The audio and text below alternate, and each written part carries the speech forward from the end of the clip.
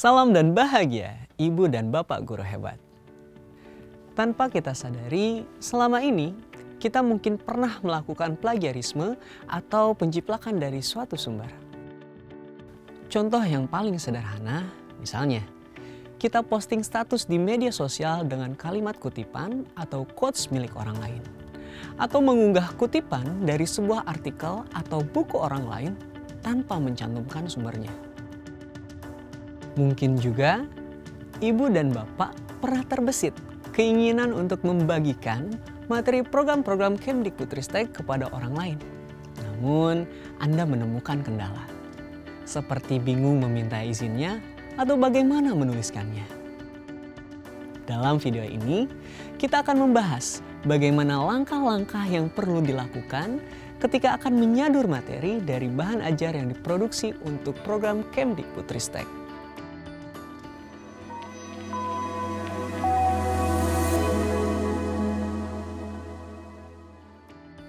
Mari kita coba kuis sederhana berikut. Lihat opsi-opsi berikut, lalu pilihlah dalam hati mana tindakan yang lebih tepat.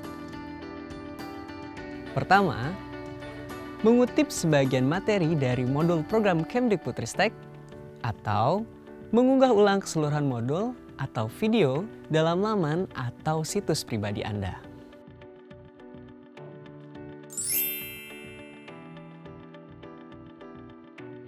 Dua, menuliskan nama pribadi dalam karya atau unggahan tersebut. Atau mencantumkan nama pembuat materi dan tahun penerbitan bahan yang dikutip.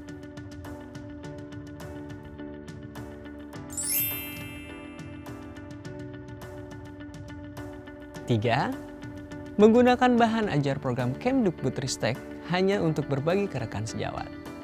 Atau memanfaatkannya sebagai bahan training berbayar tanpa mengutip sumbernya.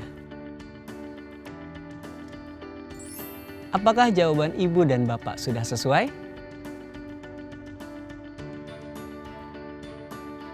Mari kita mulai dengan etika penggunaan video pembelajaran.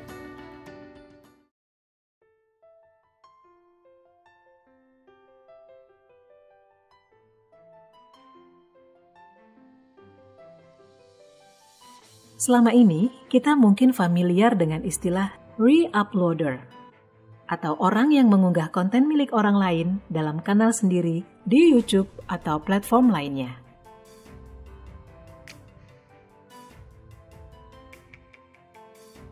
Tak jarang, video di kanal pengunggah ulang ditonton oleh lebih banyak orang daripada di kanal penciptanya sendiri. Padahal yang pengunggah ulang lakukan hanya mengubah judul atau menambahkan latar suara saja.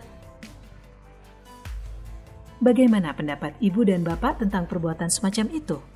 Sebagai pendidik, tentu tidak elok jika melakukan hal serupa. Karena itu, alangkah baiknya kita tidak mengunggah ulang video dari sumber lain, termasuk dari program-program Kemdikbudristek. Apresiasi kepada pemilik video juga perlu kita lakukan ketika Bapak atau Ibu ingin menggunakan video-video tersebut untuk berbagi kepada rekan sejawat. Sampaikan pada audiens bahwa materi tersebut diambil dari program terkait. Di lain kesempatan, mungkin Ibu dan Bapak pernah terpikir untuk merekam layar sesi webinar atau saat pertemuan dengan instruktur atau narasumber. Sebisa mungkin, cobalah untuk meminta izin kepada orang-orang yang wajahnya muncul dalam video tersebut. Bisa jadi ada orang yang tidak berkenan wajahnya ditayangkan pada platform yang bisa diakses secara umum. Jika ada yang keberatan, artinya Anda tidak berhak membagikan rekaman sesi tersebut. Dengan tidak menyebarkannya, artinya Anda sudah menghargai hak privasi orang lain.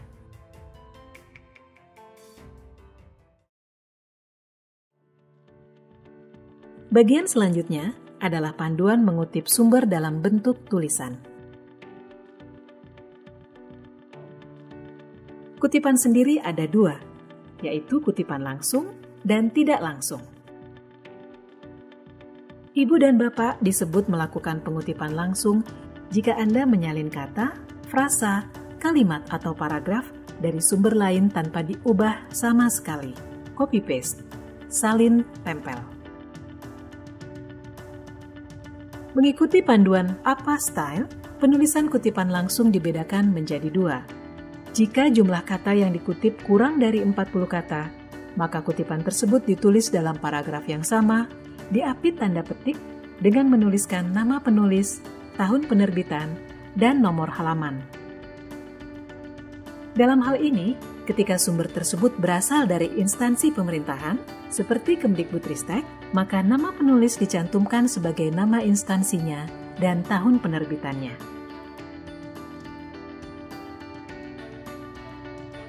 Sementara, jika jumlah katanya lebih dari 40 kata, maka dituliskan dalam paragraf terpisah, dengan menjorok 1 cm atau 5 spasi, tetap dengan menuliskan nama penulis, tahun penerbitan, dan nomor halaman.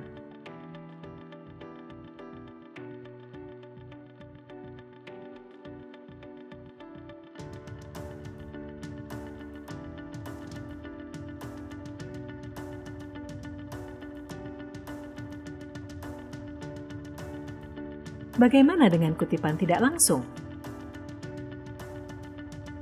Untuk mencantumkan sumber kutipan tidak langsung, tuliskan nama belakang penulis dan tahun penerbitannya.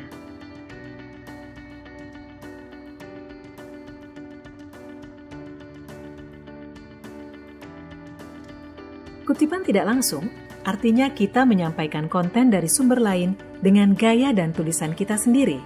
Istilah singkatnya, parafrase. Berikut contohnya.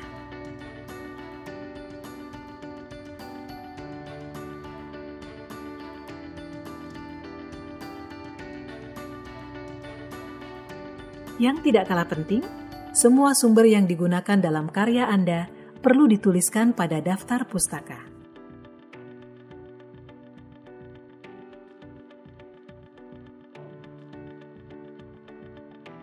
Lalu bagaimana dengan materi yang berbentuk video?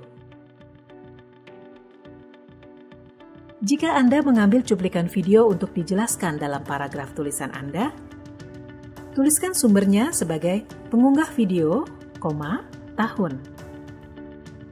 Dan dalam daftar pustaka, tuliskan sebagai berikut.